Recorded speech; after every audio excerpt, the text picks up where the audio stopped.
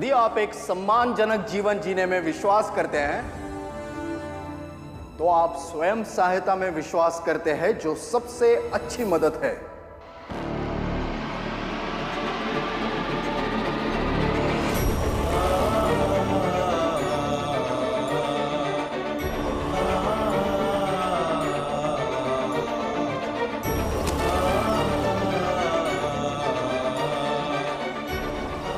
जाओ, वहां जाके खड़ा हो जाओ।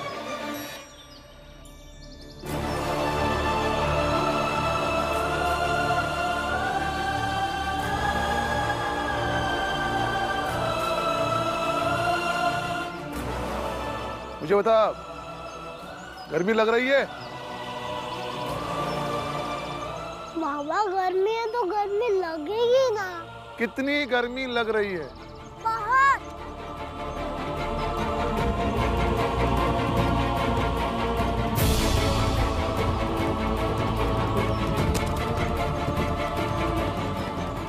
वहां जाके खड़ा हो जा। लेकिन क्यों बाबा? मैंने कहा ना, वहां जाके खड़ा हो जा।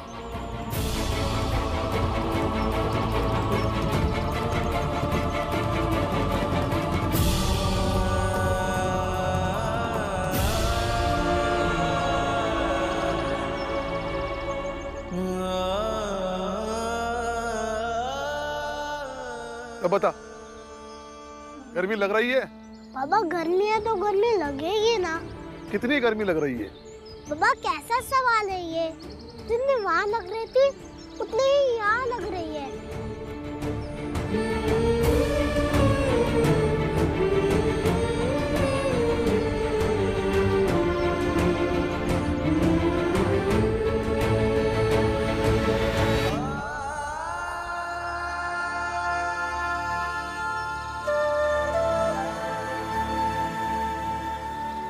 भीम बेटा, अब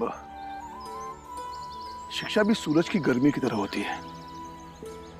जैसे आज जगह बदलने से सूरज की गर्मी कम नहीं हुई, वैसे ही कक्षा में जगह बदलने से या आगे पीछे बैठने से, अलग बैठने से ज्ञान का असर कम नहीं होता।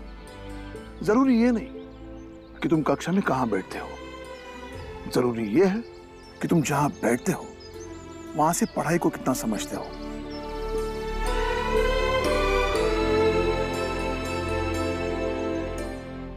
और पानी, उसने मुझे ढंग से पानी भी नहीं पिलाया स्कूल में। और उसने कहा कि जब तुम्हारे लिए नया लोटा आएगा तभी पानी पीना। उसका क्या? उसने कहा ना कि नया लोटा आएगा, ये तो और भी अच्छी बात है। उसके लिए हम पढ़ाई क्यों छोड़ेंगे, है ना? अरे तो नया लोटा, इसे ये गुस्सा करना, रोना धोना, ये सब क्यों? ये सब बातें छोड़ो और मन लगा के पढ़ो। बाबा घर चले? तुम घर जाओ, माँ चिंता कर रही होगी। मैं जरा मिठाई लेके आता हूँ। किस लिए? आज तुझे कक्षा के अंदर प्रवेश मिल गया ना, इसके लिए। आज खुशी का दिन है, अब सब मिलके मिठाई खाएंगे। बाबा मैं जा रहा हूँ।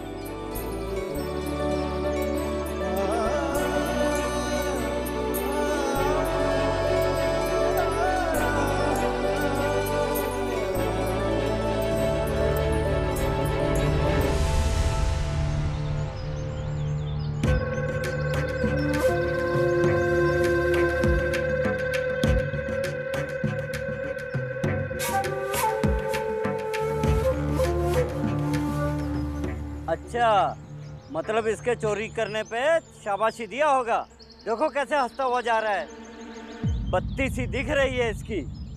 सही कहा, ऐसे लोग बच्चों की पीठ ही थपथपाते हैं, चाहे जितना भी गलत करे, और फिर यही बड़ा होकर समाज का कचरा करेगा कल को। जरा देखो तो सही, मनोबल कितना ऊंचा हो गया उसका। बाबा बातें ही ऐसी करते हैं कि मनोबल ऊंचा हो जाए। मेरे बाबा जैसा कोई नहीं।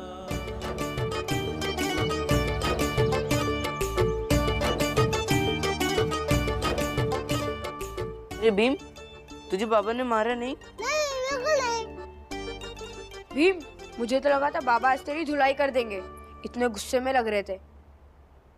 लेकिन तुम्हारे बाबा कहाँ हैं? मिठाई लेने गए। देखा,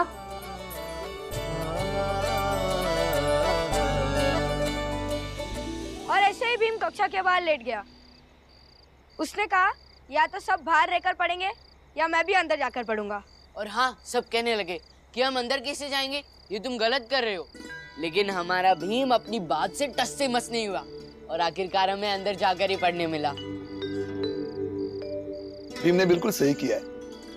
कभी कभी व्यक्तिगत समस्या को सामूहिक समस्या बना दिया जाए तो हल होने के आसार बढ़ जाते हैं।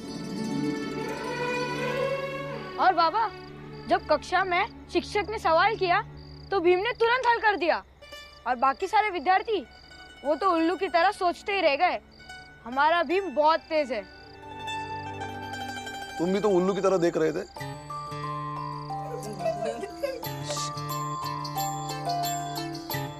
थोड़ा सा तुम भी तेज बन जाओ ना, कायदे से पढ़ोगे तो तुम भी सवाल हल करोगे।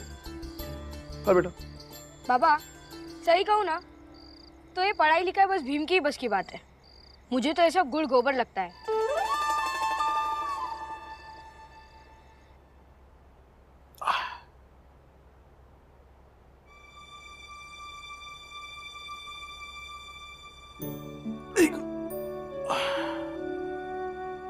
मेरा आहिस्ता। बच्चों सो जाओ, सुबह जल्दी उठना है ना।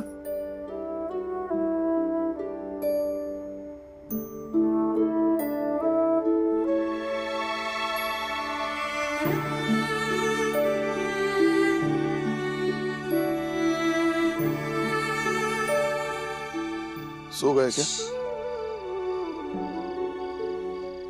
अभी अभी सो रहा है।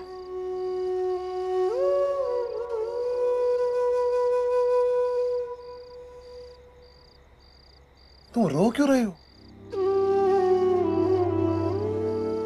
तबीयत तो ठीक है ना? या कोई और बात हो गई है? भीमा को साफ साफ क्यों नहीं बता देते कि ये सब उसके साथ क्यों हो रहा है? क्यों उसे कक्षा के बाहर खिड़की पर खड़ा होकर पढ़ने के लिए कहा जा रहा है? क्यों कक्षा के और बच्चों से उसे अलग बिठाया जा रहा है? क्यों उसे इस तरह पानी पीने के लिए मजबूर किया जा रहा है? भीमा भाई पागल मत बनो। भीम अभी बच्चा है। ये सब बातें सुनने की इसकी उम्र नहीं है। लेकिन आपके छुपाने से कितने दिनों तक उससे उसका सच छुपा रह पाएगा? और जब उसको पता चल जाएगा बाहर की दुनिया से, तब क्या उसको और तकलीफ नहीं होगी? वो आपकी बात समझता है। आप समझाओगे तो वो अच्छे से समझ जाएगा।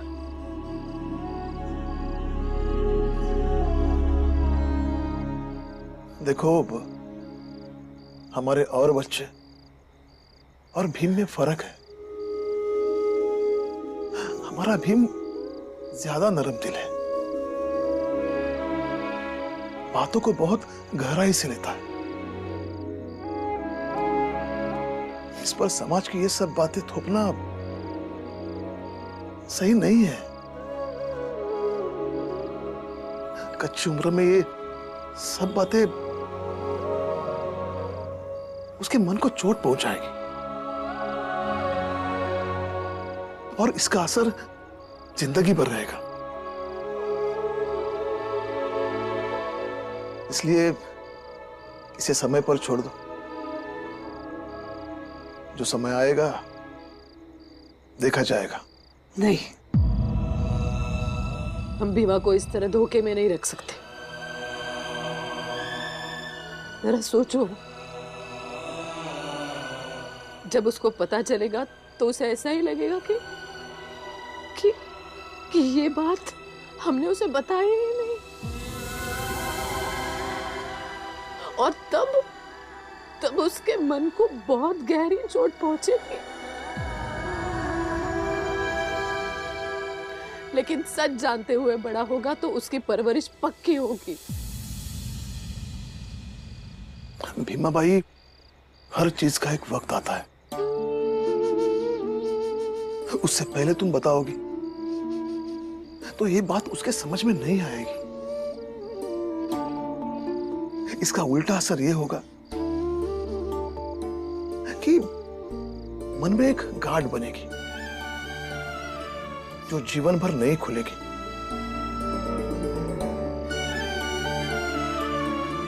जब तक बच्चा इस लायक ना हो कि वो समाज की खामी और बारीकियां समझ न ले,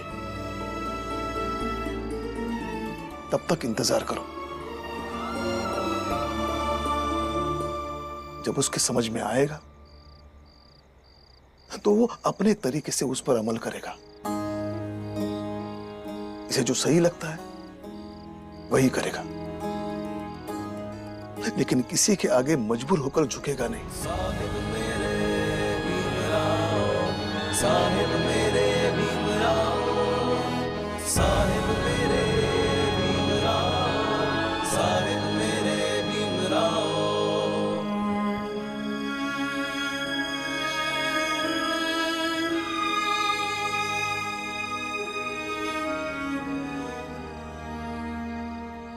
मेरे सारे बच्चे पैदा हुए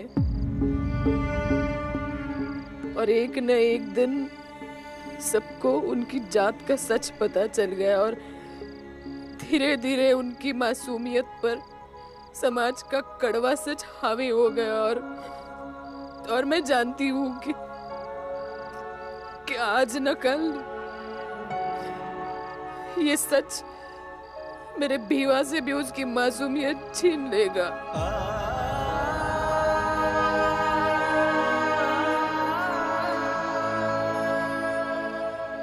ये समाज हमारी बिरादरी की हर माँ का गुनहगार है।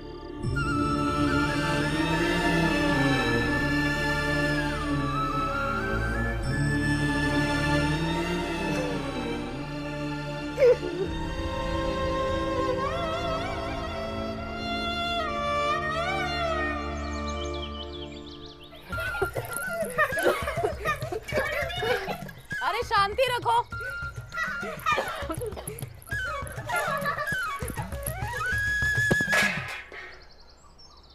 क्या कर दिया तूने? ताली गिरा दी। तू देख के नहीं चल सकती, हम लोग खेल रहे थे ना। रुको, आज मैं किसी को नहीं छोड़ूंगी।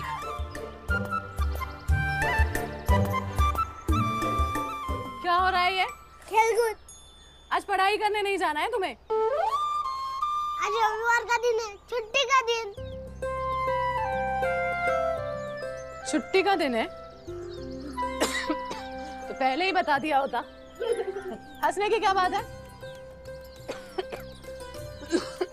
बाला कहाँ है? बाला नहीं दिखाई दे रहा। घर में तो नहीं है। हाँ, सुबह सुबह बैंड बाजे वाले बैंड बजा रहे थे, उनके पीछे ही चला गया। पता नहीं कहाँ गया है। ये बाला भी ना एकदम अपने मन का हो गया है। आने दो, आज उसे भी देखती हूँ। और तू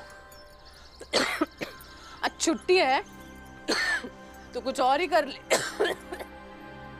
भाभी, भाभी तुम रहने दो, मैं और मंजुला मिलकर खाना बना लेंगे। नहीं दीदी, मैं कर लूं। अरे सुन ही नहीं रहे हो किसी की। चला जा बेटा, चला जा, चल रहने दो। तुलसा, बुआ, मंजुला खाना बना लेंगे, तुम आराम करो। जैसे रविवार की छुट्टी होती है ना, वैसे तुम भी छुट्टी ले लो। ठीक है।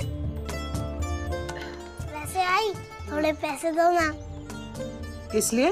बाल और नाखून बहुत ही बड़े हो गए, कटवाने हैं। अकेले जाओगे? हाँ, मैंने नाई की दुकान देखी है, स्कूल के रास्ते में ही पड़ता है। पास में ही आई।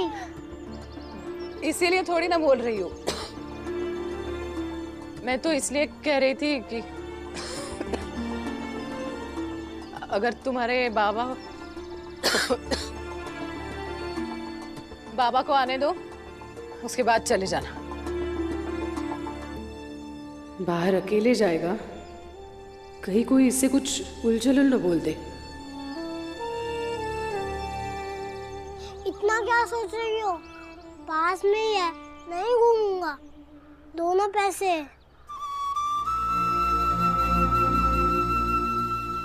तू मानेगा नहीं ना?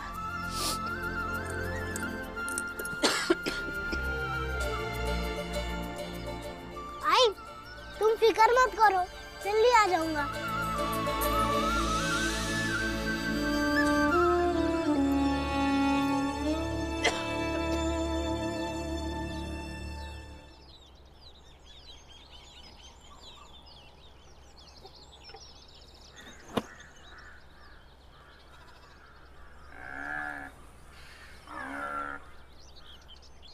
ओ भैया, मालिक ने भैंस भिजवाई है बाल काटने के लिए। मेरे भी बाल काट दीजिए। आओ बैठो। पहले मैं बच्चे का बाल काट देता हूँ, फिर भैंस का बाल काटता हूँ। तब तक तुम ये काम करो, पानी से भैंस के बाल गीले करो। ठीक है।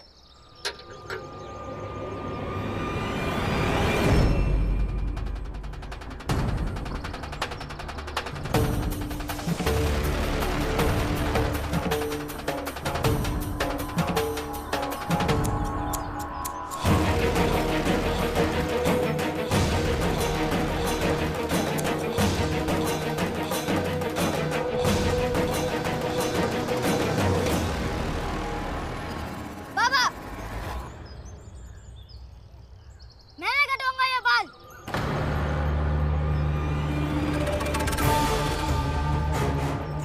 क्यों? क्या हुआ? ये काटेगा तो मैं नहीं कटवाऊंगा। क्यों बेटा, क्या हुआ? स्कूल में लड़ाई झगड़ा किए हो क्या आपस में? नहीं।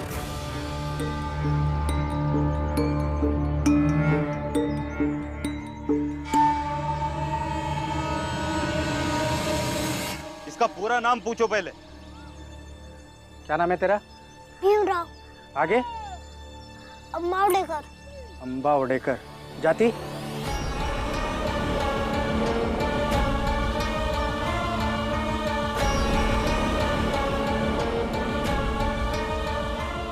देखा? मैं समझ गया कि तुम कौन हो। चलो यहाँ से। क्यों, क्या हुआ? हुआ नहीं, हो जाता। हम तुम्हारे बाल नहीं काट सकते। चलो चलो भागो यहाँ से। क्यों? ये बात जाके अपने बाप से पूछना कि हम तुम्हारे बाल क्यों नहीं काट सकते। चलो जाओ यहाँ से, जाओ।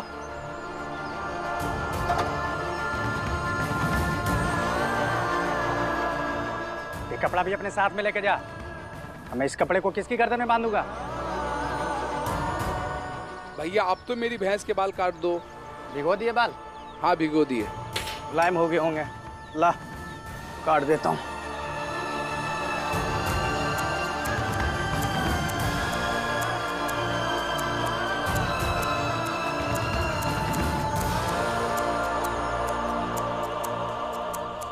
एक भैंस के बाल काट सकते हो, मेरे नहीं। कहा ना, अपने बाप से जाके पूछो। चल भाग यहाँ से।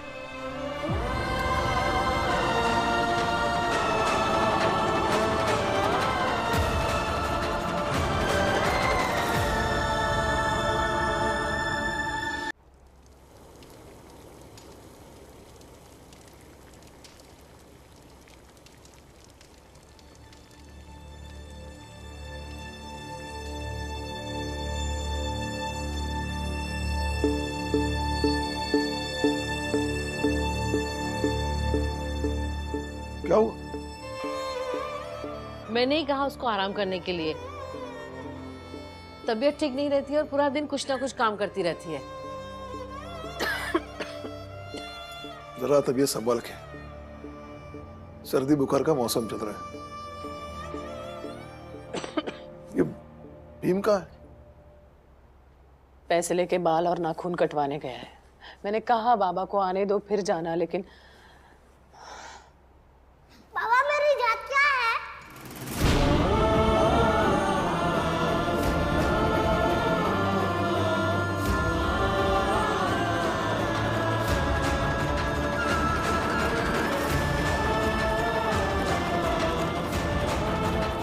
बताना बाबा मेरी जात क्या है?